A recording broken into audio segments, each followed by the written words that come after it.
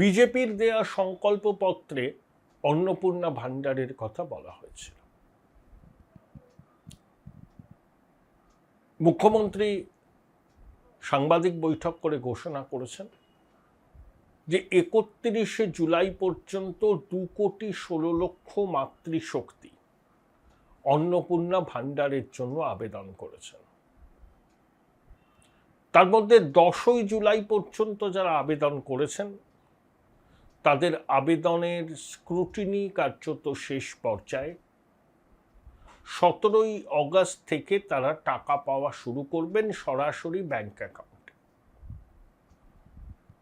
এই আবেদনকারীর মধ্যে স্ক্রুটিনি শেষে যারা যোগ্য বলে বিবেচিত হবেন তাদের অ্যাকাউন্টে স্বয়ংক্রিয়ভাবে সরকার টাকা পাঠাবে অগাস্ট মাসের 17 তারিখ থেকে। আর জুলাই মাসের 10 তারিখ থেকে 31শে জুলাই পর্যন্ত যারা আবেদন করছেন তাদের আবেদন খুঁটিয়ে দেখা হচ্ছে স্ক্রুটিনি শেষে যাদের আবেদন গৃহীত হবে তারা স্বয়ংক্রিয়ভাবে তাদের অ্যাকাউন্টে টাকা পাবেন এবং প্রতি মাসের দ্বিতীয় সপ্তাহের একটি নির্দিষ্ট দিনে মাতৃশক্তির অ্যাকাউন্টে সরাসরি টাকা পৌঁছে যাবে। শুভেন্দুবাবু বলেছেন যে যতদিন এই সরকার ক্ষমতায় থাকবে ততদিন এই প্রকল্প চলবে। অনেকেই গেল রব তুলেছিলেন, এটা কি হলো, বিজেপি প্রতিশ্রুতি ভঙ্গ করলো। হীরক রানী ফেসবুকে বলতে শুরু করলেন আমরা সবাইকে দিচ্ছিলাম, এরা ভাঁওতা দিয়েছে। আসলে দিদিমণির সময় অনেক পুরুষ লক্ষ্মীও তো ছিলেন, কত ভুয়ো পুরুষ লক্ষ্মীকে চিহ্নিত করে তালিকা থেকে তাদের নাম বাদ দেওয়া হয়েছে সেটা আপনারা জানেন। তাই অনর্থক কিছু বিভ্রান্তি ছড়িয়ে বাজার গরম করার চেষ্টা করছিল তোলামূল, বিশেষ করে কালীঘাট তোলামূল এবং অবশ্যই বাম কংগ্রেসরা, যারা এই সরকারের অস্তিত্বই স্বীকার করতে চাইছেন না। তারা ভাবতেই পারছেন না যে এতদিনের বামপন্থার উর্বর জমিতে একটা রাষ্ট্রবাদী সরকার এসেছে। কিন্তু কি আর করণীয়, এই সরকার তো থাকবে, অনেক দিনই থাকবে। এই সরকারের তাড়াতাড়ি বিদেয় নেওয়ার কোনো সম্ভাবনা নেই। পশ্চিমবঙ্গের মানুষ তাদের গণতান্ত্রিক অধিকার প্রয়োগ করেছিলেন একটা রাষ্ট্রবাদী সরকারের গঠনের পক্ষে, আর এই রাষ্ট্রবাদী সরকার থাকবে। সংকল্পপত্রে দেয়া প্রত্যেকটি প্রতিশ্রুতি পালন হবে। আসলে 50 বছরের আবর্জনা সাফ করতে তো সময় লাগে, তাই যে সময়টা লাগবে সেই সময়টা সরকারকে দিতে হবে। দেখুন, আবু তাহের খলিলুর রহমান 8ই অগাস্ট নবান্নে গিয়ে মুখ্যমন্ত্রীর সঙ্গে দেখা করেছেন। এর আগে তারা দিল্লিতে লোককল্যাণ মার্গে এনসিপিআই সাংসদদের সঙ্গে প্রধানমন্ত্রী নরেন্দ্র মোদীর প্রাতরাশ বৈঠকেও ছিলেন। সেখানে আগে তারা স্বরাষ্ট্রমন্ত্রীকে, তারপরে প্রধানমন্ত্রীকে তাদের উদ্বেগের কথা জানিয়েছেন, কারণ তারা সংখ্যালঘু অধ্যুষিত জেলা থেকে নির্বাচিত। সংখ্যালঘুদের স্বার্থ সুরক্ষিত রাখাই জনপ্রতিনিধি হিসেবে তাদের কাজ। তারা অনুযোগের সুরে বলেছেন যে সংখ্যালঘুদের স্বার্থ রক্ষায় রাজ্য সরকার তৎপর হচ্ছে না। বিশেষ করে মসজিদ থেকে মাইক খোলার বিষয় নিয়ে তাদের উষ্মার কথাও তারা জানিয়েছেন। তা শুভেন্দুবাবু বলেছেন যে 65 ডেসিবেল যে শব্দ সীমার মধ্যে তো মাইক বাজাতে হবে, শুধু মসজিদ নয় মন্দির থেকেও খোলা হয়েছে। কত মসজিদ আর কত মন্দির থেকে মাইক খোলা হয়েছে তার পরিসংখ্যান শুভেন্দুবাবু দিয়েছেন। এই অবস্থায় প্রধানমন্ত্রীর সঙ্গে দেখা করে শুভেন্দুবাবুর সঙ্গে দুই সংখ্যালঘু সাংসদের বৈঠক অবশ্যই তাৎপর্যপূর্ণ। আসলে এনসিপিআইয়ের এই দুজন সাংসদ আতান্তরে পড়েছেন। তারা বলেছেন তারা এনডিএতে নেই, বিজেপিতেও নেই, আবার কালীঘাট তৃণমূলেও তারা ফিরতে পারছেন না, এলাকায় তারা যেতে পারছেন না, গেলে স্থানীয় মানুষের প্রশ্নের মুখে পড়ছেন। এই না ঘাটকা না ঘাটকা এই যে অবস্থান, এই অবস্থান থেকে কিভাবে তারা বেরোবেন, সেই জন্যই তারা কখনো প্রধানমন্ত্রী কখনো মুখ্যমন্ত্রীর দ্বারস্থ হচ্ছেন। অর্থাৎ এনসিপিআই এর মতো একটা অজ্ঞাত কুলশীল রাজনৈতিক দল, যার কোনো অস্তিত্ব নেই, যার কি প্রতীক কেউ জানে না, এনসিপিআই সাংসদ হিসাবে পরিচিতি দিয়ে এলাকায় কেউ যেতে পারবেন? আর এরা প্রত্যেকে তৃণমূলের টিকিটে নির্বাচিত। এলাকায় তারা কি রাজনৈতিক কার্যক্রম করবেন? একে বিজেপি স্থানীয় স্তর থেকে প্রতিবাদ আসবে, তোলামূলের লোকজনও এদেরকে গ্রহণ করবেন না। তাই অনেকেই কিন্তু এখন নিজের কেন্দ্রে আর যেতে টেতে পারছেন না। তাই বললাম, তারা না ঘাটকা এই অবস্থানে রয়েছেন। এটা প্রত্যাশিতই ছিল। আমি যতদূর জানি, দেখুন, নির্বাচন কমিশন যদি ঋত তৃণমূলকে তাদের প্রতীকটা দিয়ে দেয়, তাহলে তার চেয়ারম্যান অরূপ রায়, তখন এনসিপিআই এর যে সাংসদরা ঋত তৃণমূলে আসতে চান আসবেন, আর যারা বিজেপিতে যেতে চান যাবেন। তখন আর যে মামলাটা এখন কালীঘাট তৃণমূল করছে, যেটা নিয়ে সওয়াল হচ্ছে সুপ্রিম কোর্টে, যদি প্রকৃত তৃণমূল হিসাবে নির্বাচন কমিশন ঋত তৃণমূলকে স্বীকৃতি দিয়ে দেয়, তাহলে ঋত তৃণমূল কিন্তু এনসিপিআই সাংসদদের নিয়ে আর কোনো আবেদনই করবে না সুপ্রিম কোর্টে, বলেছে আবেদনটা প্রত্যাহার করে নেবে তৃণমূলের পক্ষ থেকে, কারণ তারা তখন আসল তৃণমূল হয়ে যাবে। যে আবেদন মমতা ব্যানার্জি করেছেন আসল তৃণমূল বলে, নির্বাচন কমিশন যদি ঋতব্রতদের তৃণমূলের প্রতীক দিয়ে দেন, তখন তারা আসল তৃণমূল। তখন তাদের দলের সভাপতি অরূপ রায় গিয়ে সুপ্রিম কোর্টে বলবেন আমরা মামলাটা প্রত্যাহার করে নিচ্ছি, তখন এই মামলার কোনো ভবিষ্যৎই থাকবে না। কিন্তু সুপ্রিম কোর্টের যে পর্যবেক্ষণ সামনে আসছে, তাতে কিন্তু এনসিপিআই সাংসদদের দুশ্চিন্তার বলিরেখাগুলো কপালে প্রকট হচ্ছে। কারণ কোনো রাজনৈতিক দলের পরিষদীয় দল বা সংসদীয় দল এককভাবে সিদ্ধান্ত নিতে পারে না, তারা মূল রাজনৈতিক দলের ইন্টিগ্রাল পার্ট। মহারাষ্ট্র সরকার বনাম প্রকাশ দেশাই বলে ভদ্রলোকের নাম, যে মামলা হয়েছিল 2023-এ সুপ্রিম কোর্টে 5 সদস্যের কনস্টিটিউশনাল বেঞ্চ কি বলেছিল, মূল রাজনৈতিক দল যদি সিদ্ধান্ত নেয় যে তারা মিশে যাবে এটা অন্য দলের সঙ্গে, হতে পারে, কিন্তু সংসদীয় দল পরিষদীয় দল এককভাবে সিদ্ধান্ত নিতে পারে না। তারা মূল রাজনৈতিক দলের অবিচ্ছেদ্য অঙ্গ। অর্থাৎ পরিষদীয় দলের একটা বড় সেকশন বললো যে আমরা এর সঙ্গে মিশে যাবো, সংসদীয় দলের একটা বড় সেকশন বললো আমরা এনসিপিআই হয়ে যাব, এটা হতে পারে না। এটা কনস্টিটিউশন বেঞ্চ বলেছিল, কারণ দলত্যাগ বিরোধী সংবিধানের 10ম তফসিলের মূল ধারণার পরিপন্থী এইসব দল বদল। তাই সেই রায় খুব উল্লেখযোগ্য মাইল ফলক হয়ে যাবে শিবসেনার ক্ষেত্রে, তৃণমূলের ক্ষেত্রে। যতদিন না পর্যন্ত সুপ্রিম কোর্টের রায় আসছে, ততদিন পর্যন্ত এনসিপিআই সাংসদদের ভবিষ্যৎ সরু সুতোর উপর চলছে। প্রধানমন্ত্রী তাদের এনডিএতে শরিক হিসাবে ঠিক আছে টুইট করছেন, কিন্তু সুপ্রিম কোর্ট যদি বলে দেয় যে এনসিপিআই এ যোগ দেওয়াটা অবৈধ, তখন তারা কি করবেন? এই অনেকগুলো প্রশ্ন আছে। এই সমস্ত আইনি জটিলতার মধ্যে পুরো বিষয়টা আটকে গেছে।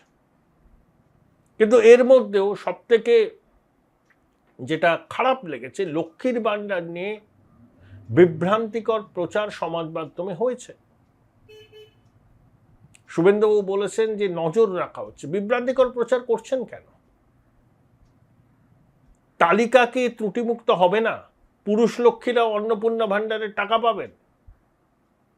লক্ষ্মীর ভাণ্ডারে যা হয়েছে সেটা অতীত। পুরুষ লক্ষ্মীদের কোনো স্থান নেই, পুরুষ অন্নপূর্ণাদের কোনো স্থান নেই অন্নপূর্ণা ভাণ্ডারের তালিকায়। মাতৃশক্তি পাবেন, যাদের দরকার তারাই পাবেন। এবং সমস্ত জল্পনা কল্পনার অবসান 10ই অগাস্ট নবান্ন থেকে সাংবাদিক বৈঠক করে শুভেন্দুবাবু ক্লিয়ার করে দেবেন,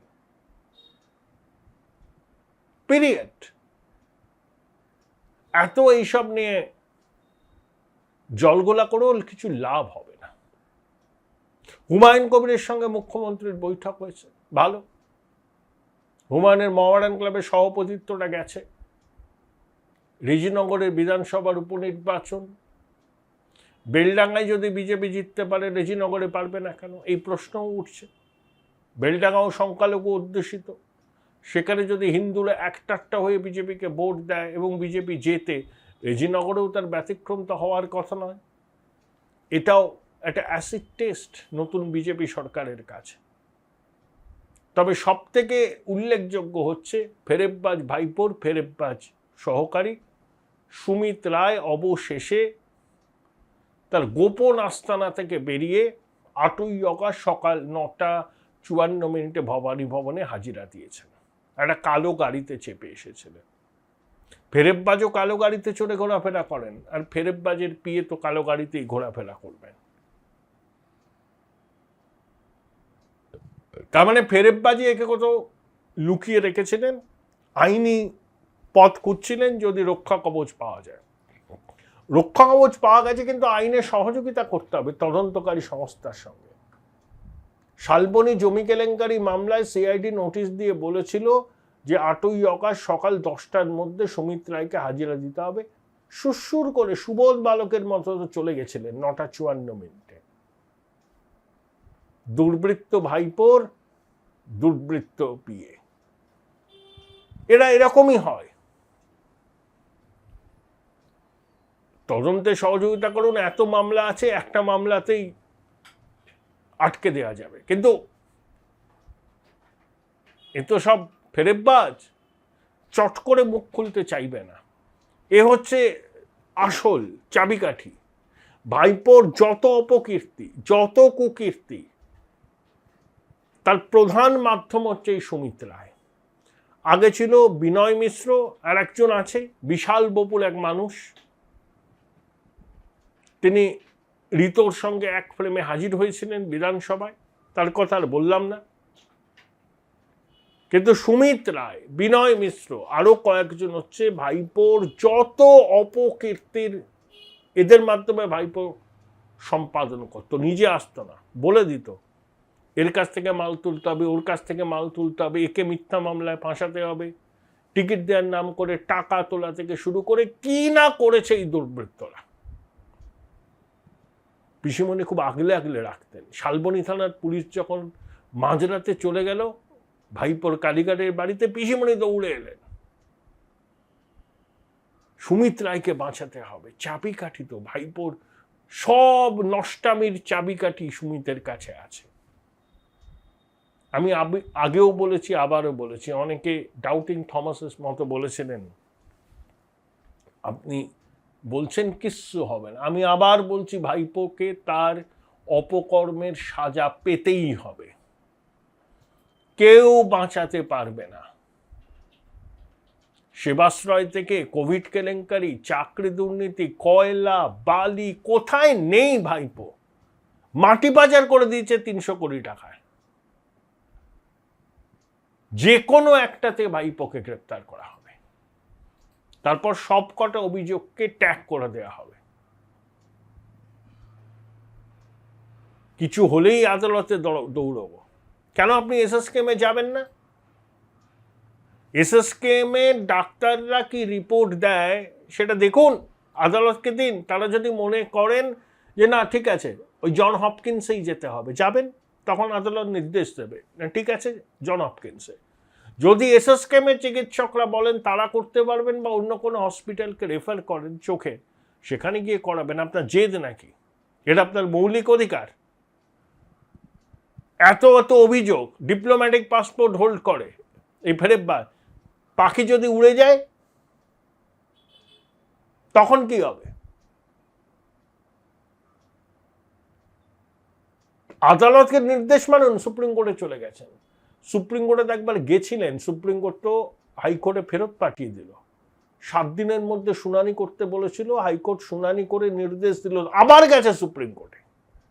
যেন তেন প্রকারণ পালাবো। একবার পাখি উড়ে গেলে তো কিছু করা যাবে না। ডেসপারেশনটা দেখুন ফেরেববাজের, যে কোনো মূল্যে পালাবো। জরুরি ভিত্তিতে শুনানি হবে না এবং চোখ রাঙাচ্ছে আদালতকে, যাব না এসএসকেএমে, যাব না। আবার গেছে সুপ্রিম কোর্টকে, মানে আদালতকে মানব না, আমার ইলগার্টেন মানি আছে, আমি ওখানেই চিকিৎসা করাবো। কত বড় ডাকাত দেখুন। ভাবতে পারেন আপনারা, অনেক শিল্পপতিও ভাবতে পারেন না যে জন হপকিন্সে গিয়ে করাবো, কিন্তু ভাইপো করাবে, জনপ্রতিনিধি। ডাকাত সর্দার আর ডাকাত রানী লুটে পুটে খেয়েছে বাংলাটাকে। যারা এখনো এদের প্রতি সহানুভূতি দেখান না, তারা পশ্চিমবঙ্গের মানুষের আশা ভরসা বিশ্বাসের সাথে বিশ্বাসঘাতকতা করে। এরা কিন্তু কোনো রাজনৈতিক দলের সদস্য নয়, নেতা নয়, নেত্রী নয়, এরা দুর্বৃত্ত। বাংলাটাকে লুটেছে কয়েক লক্ষ কোটি টাকা লুটেছে 15 বছর ধরে। এগুলো ভাবুন একটু আপনারা। আপনাদের স্বনির্বন্ধ অনুরোধ, চ্যানেল সাবস্ক্রাইব করবেন, থ্যাঙ্কস বাটনে ক্লিক করতে ভুলবেন না। কনফিডেন্সটা বেশ লো দেখছি। রিসেন্টলি টেস্ট করিয়েছো? হ্যাঁ ডাক্তারবাবু, প্রিটেস্টের পরের দিনই করিয়েছি। ও, তুমি মাধ্যমিক দেবে? তাহলে মক টেস্ট করো। এই নাও মৌলিক লাইব্রেরি সম্রাট এক্সক্লুসিভ মক টেস্ট পেপার। এতে পাবে প্রতিটি বিষয়ে অধ্যায়ভিত্তিক গুরুত্বপূর্ণ নমুনা প্রশ্নপত্র, ইংরেজি, গণিত, আনসিল লেখার বিস্তারিত টিপস, আর প্রতিটি সাবজেক্টের এক্সপার্ট ওপিনিয়ন, যা তোমার কনফিডেন্সকে ফিরিয়ে আনবে মাধ্যমিকের আগে। সম্রাট এক্সক্লুসিভ মাধ্যমিক মক টেস্ট পেপার, এক্সামের কনফিডেন্স বুস্টার। উচ্চ মাধ্যমিকের পর উজ্জ্বল ভবিষ্যৎ গড়তে NCHMCT পর্যটন দপ্তর, ভারত সরকারের hospitality and hotel management, Paschimbanga সরকারের মাকাউটের BBA BCA, fashion design, aviation tourism, culinary arts পড়ো SBI HM কলেজে। স্টুডেন্ট ক্রেডিট কার্ড ও ব্যাংক লোন পাবে SBI HM এ পড়লে। কোর্সের শেষে SBI HM দেশ ও বিদেশে চাকরির ব্যবস্থা করে থাকে। SBI HM হলো পশ্চিমবঙ্গের সেরা ম্যানেজমেন্ট কলেজ। SBIHM.com। বোলপুর শহরের কোলাহল থেকে মাত্র 20 মিনিট দূরেই রয়েছে সুন্দর রিসর্ট, যেখানে পেয়ে যাবে স্পেশিয়াস আর এস্থেটিক্যালি ডিজাইন রুম। তোমরা যারা গ্রুপে যাও তাদের জন্য আছে কমফোর্টেবল গ্রুপ স্টে অপশন, আর কাপলদের জন্য রয়েছে লাক্সারিয়াস সুইট রুম, তার উপর আবার ফ্ল্যাট 10% অফ। এখানে প্রকৃতির মাঝে তোমরা পেয়ে যাবে একটা সুন্দর সুইমিং পুল, ছোটদের জন্য প্লে এরিয়া আর একটা এস্থেটিক সেলফি কর্নার। প্রপার্টিটা পুরোটাই পেট ফ্রেন্ডলি, আর এখানে আছে অনেক কিউট ছোট ছোট র্যাবিটস। সকালের ব্রেকফাস্ট থেকে ডিনার পর্যন্ত পেয়ে যাবে একদম হোমলি কমফর্ট ফুড, যা এক কথায় অসাধারণ।